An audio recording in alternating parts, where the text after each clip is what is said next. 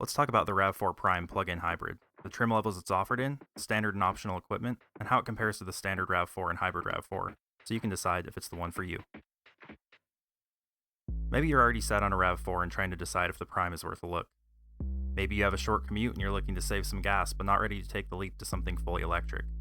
Or maybe you want a practical SUV with strong acceleration, and the fuel economy just happens to be a bonus.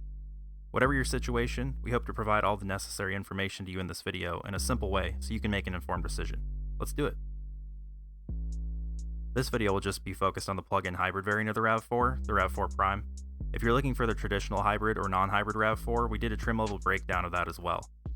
I did want to take a moment to say thank you. This has been the biggest video of the channel so far, and you all have really been showing some love. Just know it's much appreciated. Some of you asked for a specific video on the RAV4 Prime, and hopefully this is what you're looking for. Alright, let's get into it. Let's talk about the information we'll be covering in this video. We'll talk about the differences between the RAV4 and RAV4 Prime in powertrain, fuel economy, electric range and specifications, dimensions, standard equipment, trim levels offered and what each will include, plus their interior and exterior color options, and additional option packages. Then we'll move to discussing inventory numbers of the Prime compared to other RAV4 trims that they're recording in this video, and we'll wrap up with our top pick. For powertrain, the RAV4 Prime will offer a 2.5-liter gasoline engine paired with 3 electric motors, 1 in the front and 2 in the rear, giving this what Toyota calls electronic on-demand all-wheel drive. Power can go to all 4 wheels, but unlike in traditional all-wheel drive, there's no physical connection between the front and rear wheels. Instead, the system will tell the motors to provide power to the rear wheels when rear traction is needed, for example in slippery situations or under acceleration. The RAV4 Prime will do 0 to 60 in a claimed 5.7 seconds. While Toyota's traditional hybrid electric vehicles use a nickel metal hydride battery, the RAV4 Prime uses a lithium-ion battery.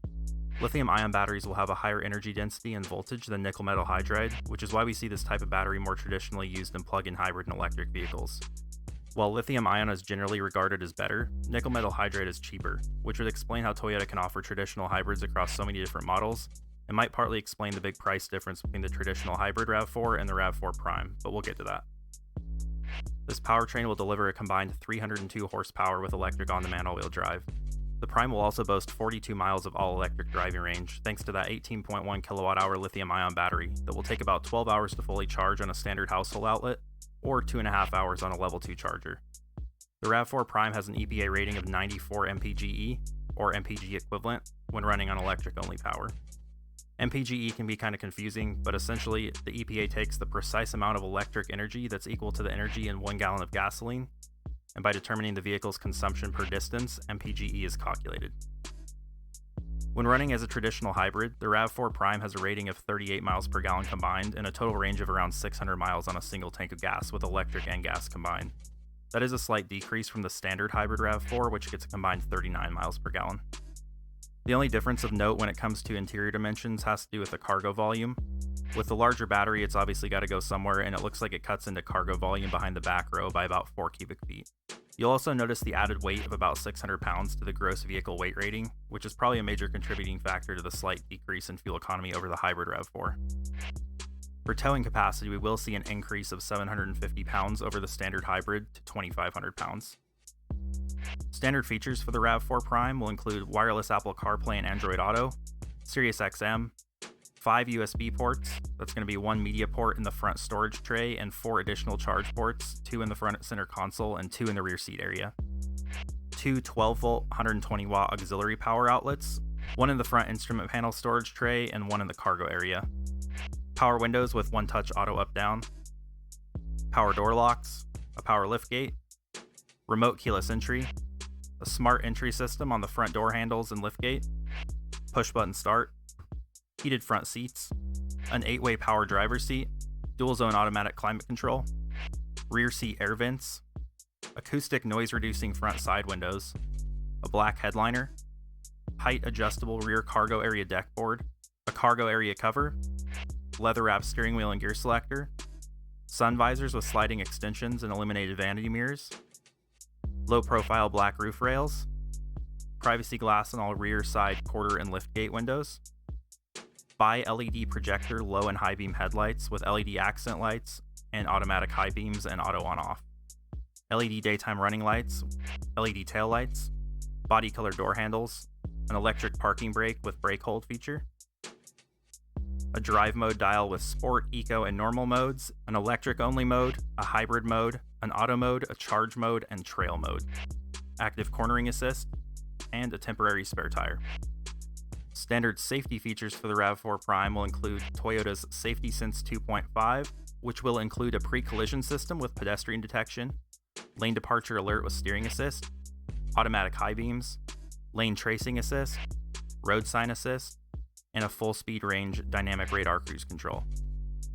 It will also include Toyota's Star Safety System, which includes enhanced vehicle stability control, traction control, anti-lock brakes, electronic brake force distribution, brake assist, and smart stop technology. Some additional safety features will include trailer sway control, hill start assist, a blind spot monitor with rear cross traffic alert, tire pressure monitoring system, 8 total airbags, child safety rear door locks and power window lockout, lower tether anchors and upper tether anchors, and a backup camera with dynamic grid lines.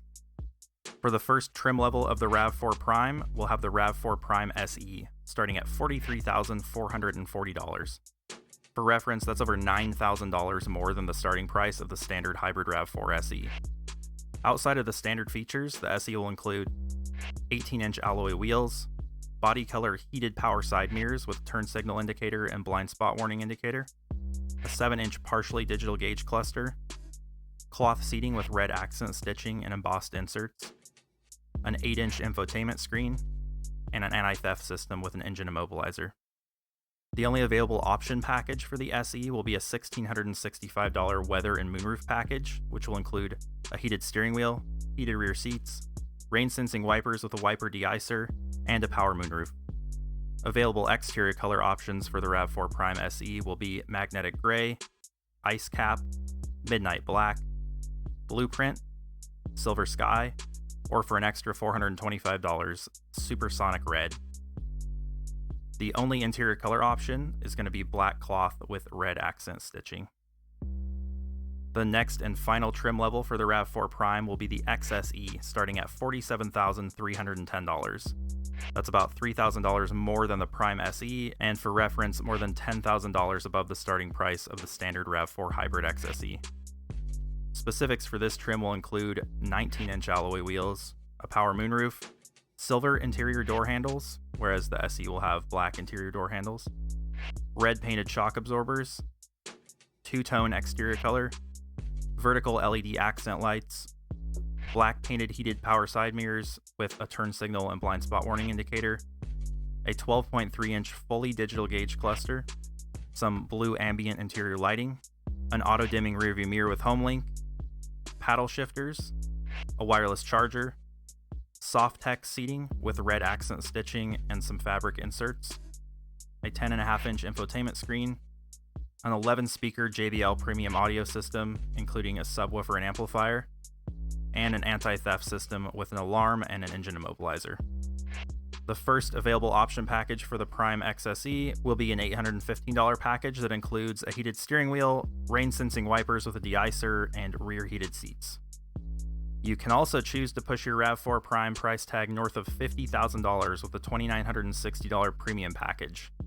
This will include a heated steering wheel, rain-sensing wipers with a de-icer, rear heated seats, a 10-inch color head-up display, a panoramic moonroof, a 360 view monitor, a unique soft text interior, heated and ventilated front seats, a 4-way power adjustable passenger seat, a digital rearview mirror, smart key system on all door handles and liftgate, a 120 volt 1500 watt AC power outlet in the cargo area, foot activated power liftgate, and front and rear parking sensors with automatic braking.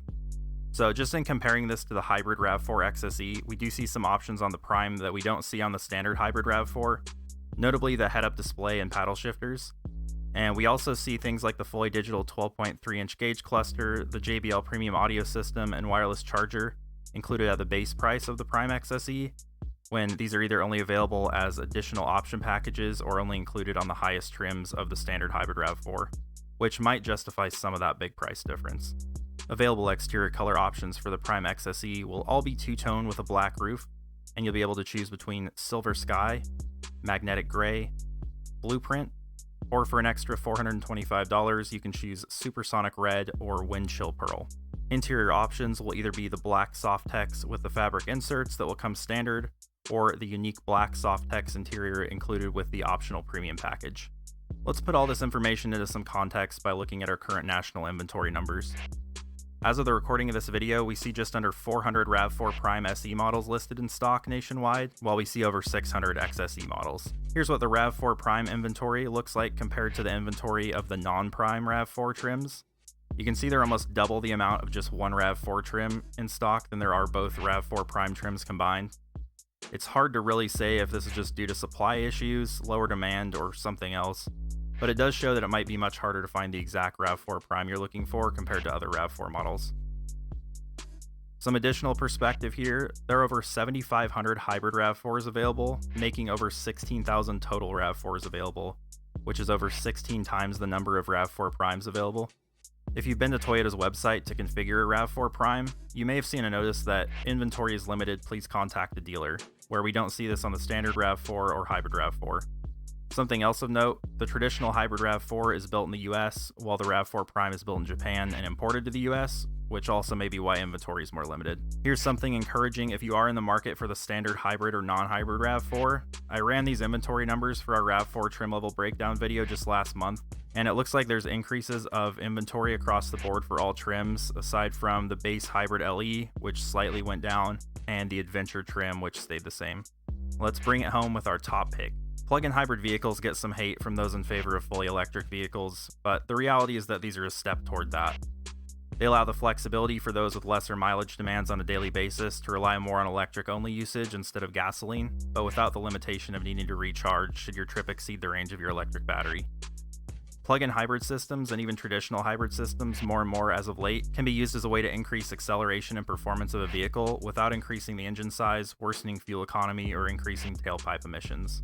So who is the RAV4 Prime, or for that matter, a plug-in hybrid vehicle right for? Well, the simple answer would be someone with a daily commute round trip that's around the range offered in the plug-in hybrid, allowing for day-to-day use as a fully electric vehicle with the flexibility to take longer trips without having to recharge. Due to the bigger electric motors and battery, fuel economy when operating as a traditional hybrid once the battery's out of charge, plug-in hybrids can sometimes get worse gas mileage than an equivalent hybrid model, which, although slight, we do see on the RAV4 Prime, as it'll get slightly lower fuel economy than the hybrid RAV4 when using the gasoline engine. If you typically drive more miles in a day than the electric-only range, maybe the electric-only use can supplement your drive and still save you on fuel costs, or maybe the fuel economy is good enough and you just want to enjoy the fastest RAV4 model available. The RAV4 Prime XSE is pretty much the top of the food chain when compared to all RAV4 models in terms of price and available features. With inventory limited, I see this more as a symbolic vehicle for Toyota. The RAV4 is a huge seller and dominates its segment, and the RAV4 Prime now appears to be the leader in performance and technology. It almost seems like a halo model for the RAV4, and might just be a glimpse into Toyota's vision for the future. Let us know what you think. So make sure to let us know in the comments below if you'd rather go with the RAV4 Prime or the standard hybrid RAV4. Also make sure to check out our RAV4 trim level breakdown if you haven't already, and if you're deciding between the two, or which car you'd like to see us break down next. Until next time, thanks so much for watching, stay safe, and remember, life's too short to drive a base model.